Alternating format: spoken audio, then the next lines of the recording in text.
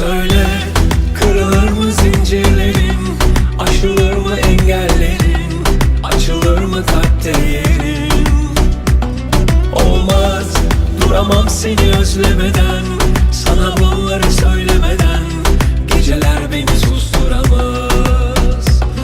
Ne olur dur, ayrılma yamacımdan, kaybolma ölürüm acımdan. Gel kal gece, gitme yanımdan. Sevdim, nefesim kesilircesine